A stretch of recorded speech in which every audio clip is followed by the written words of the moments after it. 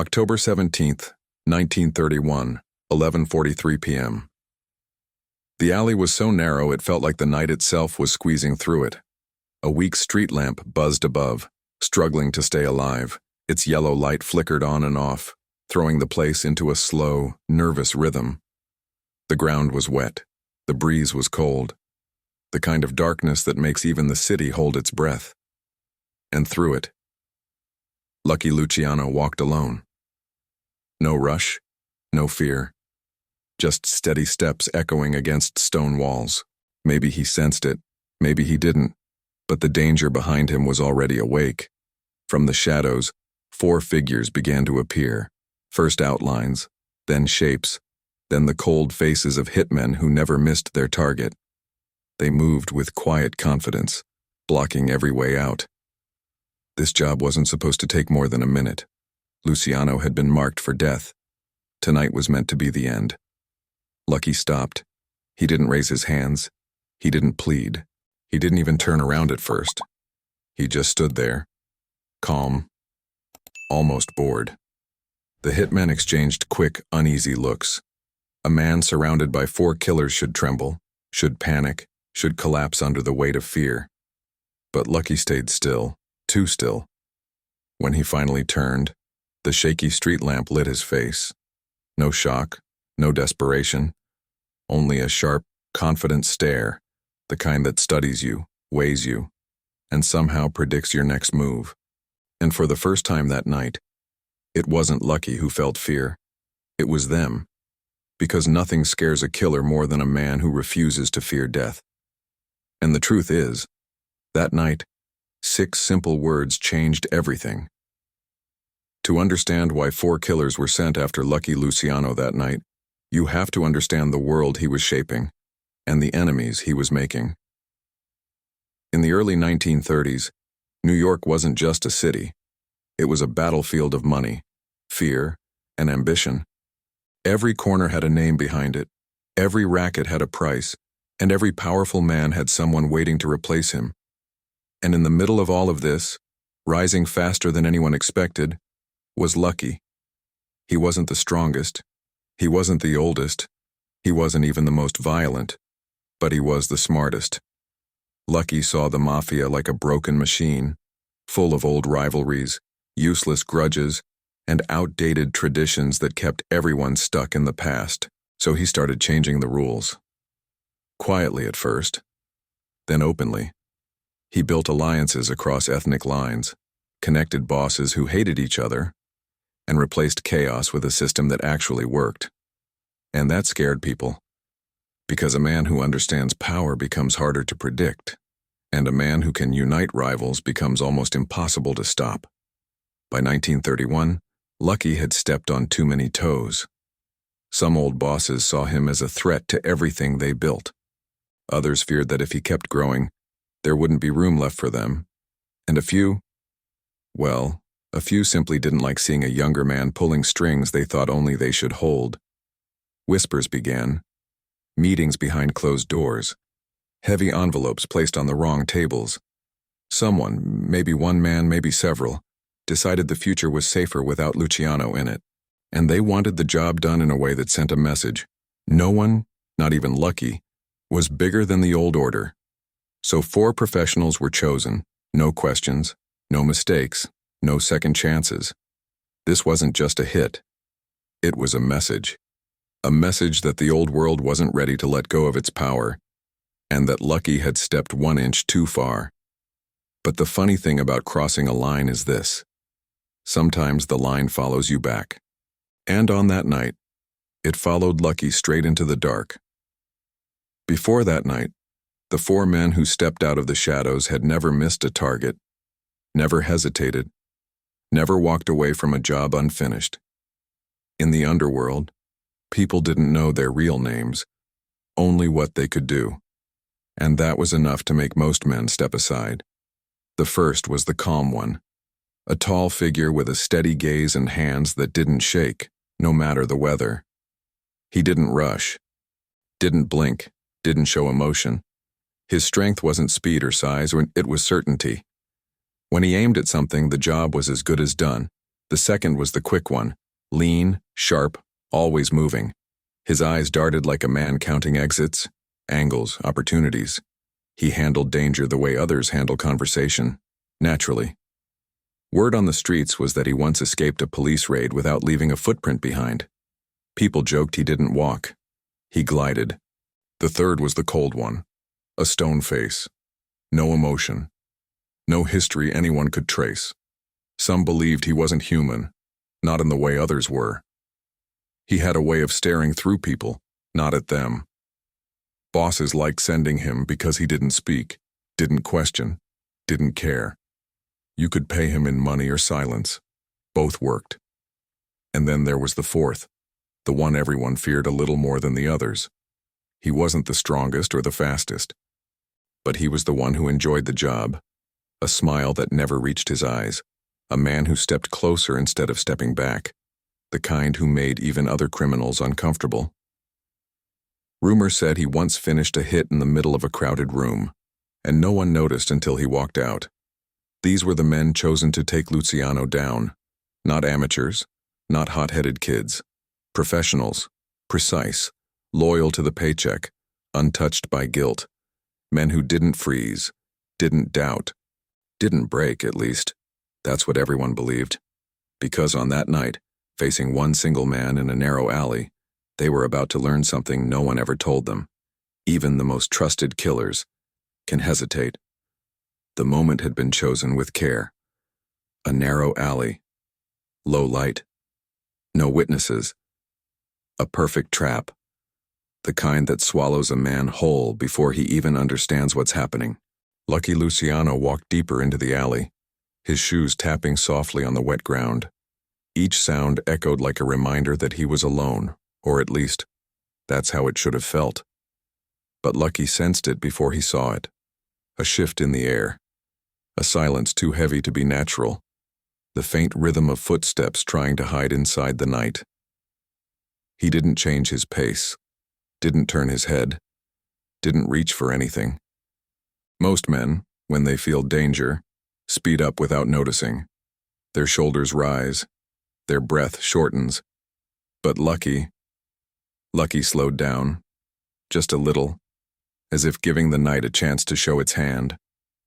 Behind him, the hitmen moved into position. The calm one stood closest to the exit, blocking the only way back to the street. He checked the space between the walls. Tight, but enough. One man steps in, one man doesn't step out. To the right, the quick one took the shadows, sliding into place like he belonged there. His shoes barely made a sound, but his presence felt sharp, like a blade waiting to be drawn. On the left, the cold one positioned himself with mechanical precision. He didn't hide. He didn't need to. His stillness alone felt like a threat. And the fourth, the one who smiled, took the center, a step forward, another, a quiet exhale that fogged the cold air. Lucky reached the middle of the alley and stopped beneath the flickering light. It washed over him in broken flashes, turning his figure into a ghost, then a man, then a ghost again. He could run, he could scream, he could fight. But he didn't. Lucky lifted his head slightly, as though he were waiting for something, not afraid of what was behind him, but annoyed it took so long. The hitmen tightened the circle around him, one step closer, then another, boots touching water, making small ripples like the alley itself was trembling. This was the perfect trap, every angle covered, every escape closed, every second tilting toward a single end. And yet, something in the scene felt wrong, not to Lucky, to them, because prey doesn't act like this. And predators don't usually feel this unsure, not until tonight. And what none of them knew yet was that the most dangerous part of this trap wasn't the guns. It was him. Most men don't realize the exact moment danger chooses them. Lucky Luciano always did. While the hitmen tightened the circle around him, Lucky's heartbeat never sped up. His breathing stayed slow, steady, almost peaceful. It wasn't bravado. It wasn't denial. It was something else. Something deeper. Lucky had lived through too many close calls to fear the obvious ones. He'd grown up watching men fall for panicking too early or trusting too late. He learned young that fear doesn't help you survive. Fear just makes you easier to read, and Lucky never allowed anyone to read him. As the shadows closed in behind him, he didn't think about running. Running proves you're weak. Running tells your enemy they already won. Instead, he relied on the one thing that had kept him alive long before the money, the power, or the reputation. Control. Control of his breath. Control of his body. Control of the picture he painted the moment someone looked at him. Lucky knew something the four men didn't, something that kept him calm when any other man would break. He understood that violence isn't decided by weapons, but by presence, by who steps forward first, by who blinks first, by who shows even a hint of doubt. And Lucky wasn't about to be that man. Stories about him had spread across New York. Stories of the kid who didn't flinch, the young boss who didn't fold, the rising power who never let fear into the room with him. To Lucky, panic wasn't an option. Panic was the enemy. So instead of thinking about death, he focused on something else. The men behind him, how they breathed, how they shifted their weight, how one of them exhaled too fast and another tightened his jaw. Lucky wasn't just standing still. He was calculating. But the real twist was simple. They thought they were closing in on a man who was cornered. Lucky knew they were closing in on a man who refused to lose, and that changes everything. For a few long seconds, no one moved. The alley, the city, the whole world felt like it had paused. The four hitmen stood in their perfect positions, ready for the moment Lucky finally cracked. But nothing about him suggested he would. He didn't stiffen. He didn't tense up. He just looked at them, one by one, slowly, like he had all the time in the world. The calm one shifted first. A tiny movement of his left hand, barely noticeable. Not fear, but something close to it, as if Lucky's stare wasn't just meeting his but pulling something out of him. The quick one narrowed his eyes, trying to read Lucky the way he read every target. But this time, he found nothing. No panic, no anger, no sign of a man backed into a corner. And that confusion, that tiny break in certainty, was dangerous. The cold one held his breath without even realizing it. And the fourth, the one who usually smiled at moments like this, didn't smile now. They expected Lucky to plead. They expected him to break. They expected him to look like a man facing death. Instead, they looked into the eyes of someone who wasn't negotiating with fear, someone who wasn't negotiating at all. Lucky took a single step forward. Not a threat, not a challenge, just presence. A step that said, "You think you've decided my fate, but you haven't even decided your own." Something shifted in the air, a quiet tension that didn't belong to Lucky. It belonged to them. The hitmen weren't used to silence feeling this loud. They weren't used to a target who controlled the moment more than they did, and the longer they stared at him, the more something unsettling crept in. Doubt.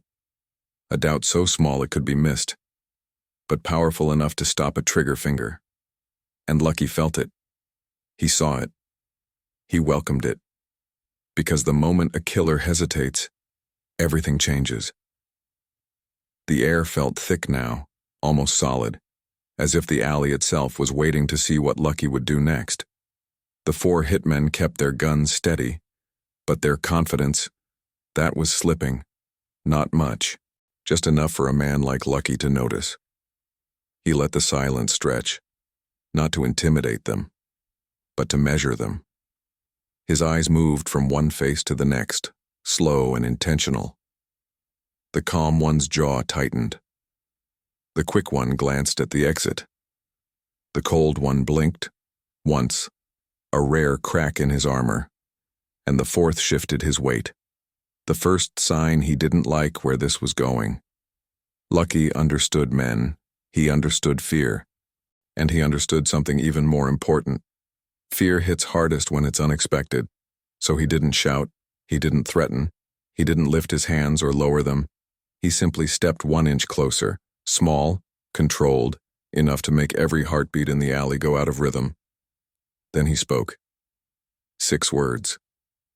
Calm, clear, delivered with the confidence of a man who'd already decided how this night would end. 6 words that didn't come out angry or scared, but steady, like a man giving orders in his own home.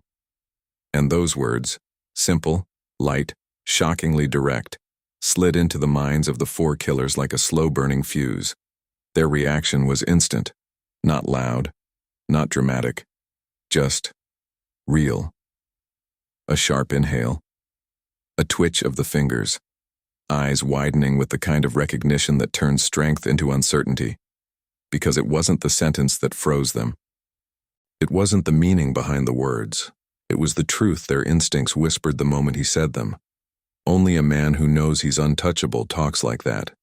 And now, the hitmen weren't wondering how to finish the job.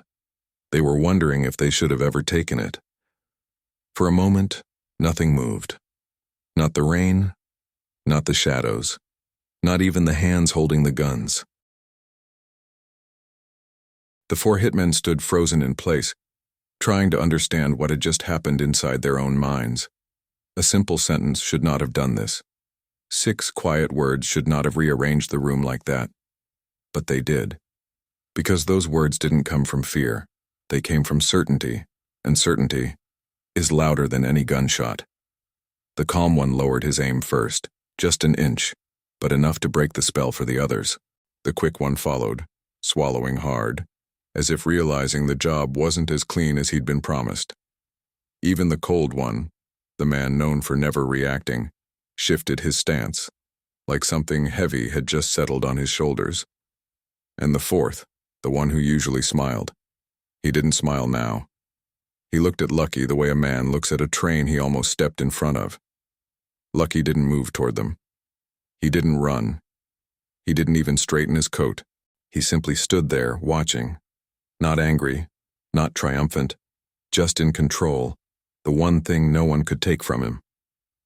The hitmen exchanged quick glances. The message was clear. This wasn't the night to test fate. This wasn't the man to cross. One stepped back, then another. Then all 4 turned away, disappearing into the darkness that had brought them there. No shots fired, no fight, no victory to brag about. Just silence, and a truth they would never say out loud. They hadn't spared Lucky Luciano. They had spared themselves. And from that night on, something changed in the city. Lucky didn't just survive. He became untouchable. Some stories survive because they're told again and again. Others survive because they don't make sense. Lucky's story that night was both. 4 trained killers, a perfect setup, a man with nowhere to run. And yet, he walked out untouched. Not because he fought harder, not because he escaped, not because he was lucky, but because he understood something most people never do. Power isn't always in the hands. Sometimes, it's in the voice. Sometimes, it's in the calm. Sometimes, it's in the way a man refuses to let fear decide his fate. Those 6 words didn't just stop 4 guns. They changed the direction of a life and the course of a city. And nearly a century later, we still look back on that night and wonder, how did one man make 4 killers freeze, with nothing more than a sentence? Maybe that's the real reason his name still echoes through history. Because anyone can pull a trigger, but very few can stop one.